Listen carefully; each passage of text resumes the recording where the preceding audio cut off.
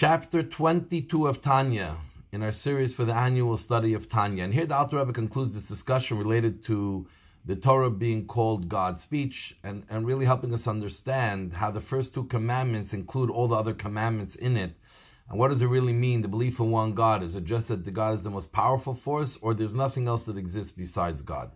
And here the Alter Rebbe concludes in this chapter and tells us that we said God's speech is called speech because it reveals, but there's the other aspect of speech, which is that it becomes separated from you. It does not really exist by God. But the truth is, when we use a word in the Torah, a figurative word, it has to really include in it all the meanings of that word. So to a certain extent, the Alter Rebbe says it's true that this concept that we feel separated from God, that element does exist in this world. Because through the many tzimtzum and the contractions that God had made to be able to create this world, this physical world, He has created the ability that the people who are created could feel a total disconnect from God. And that's what we call the klipa and the sitra achra, the shell, the peel, and the other side. The God created that there could be an entity that feels that it has no connection to God, that there is no God. Because the essence of a connection to God means that you're totally nullified before God. You feel God's existence, you're totally nullified. You feel yourself as nothing. But the klipa and sitra achra feel themselves as if they are entities on their own. Like it says by Pharaoh, Li Oiri Vania Sisini. This is my Nile River and I have made myself. Meaning they feel that there is no other entity involved in them. How could this exist? So Hashem, His flow from Hashem, which gives everything existence, could come in two ways. One is in what we call panim, in your face, directly to your face, and one is achar, from behind. What's the difference between in your face or behind? So this is a metaphor when you give someone something, that's someone that you love and you feel for, you show your face to them, your feelings. It's not only what you're giving, it's the way you're giving, it's your interest in giving them.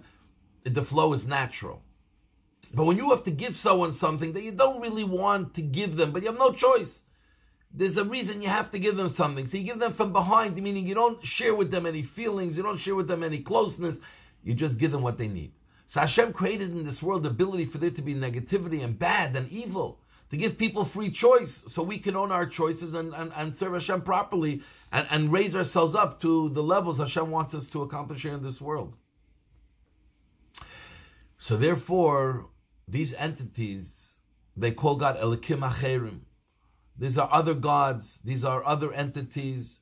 This is not a God that we can relate to. This is not a God that we understand, that we know. They feel it's coming from a source, from Achraim, from the back of God, that they feel very different. Or Elokod Elokaya, meaning they will not be able to really acknowledge that God is in their life, because that will go against their independence that they want to feel. So therefore they deny God's existence. And that is the reason why it says that a haughtiness, an ego, aggrandizement of yourself is really like avodah zarah. Because the minute you feel yourself as you are your own person and there's no God in the picture, this is a subtle way of denying God's existence at all here in this world. And therefore, the sitra achra does feel as if they're totally separate. The truth is, they themselves couldn't exist without God. Their whole existence comes from God and is there from God. But this is the way that dibur, that speech, is totally usable, because both aspects exist in some way, even when we refer to God. And this is ultimately what the Alter Rebbe says, that the first commandment, I'm the Lord your God, means that God is unified in one. So anything you do against God, even a small thing, it's almost stepping up and saying, God doesn't exist, I decide what I want to do. And that subtly is against, I am the Lord your God, the unity of God. It's not idol worship in the technical sense, but in subtly, it's exactly what it is. And so too in the negative commandment, don't have any other gods before me, it's exactly the same thing.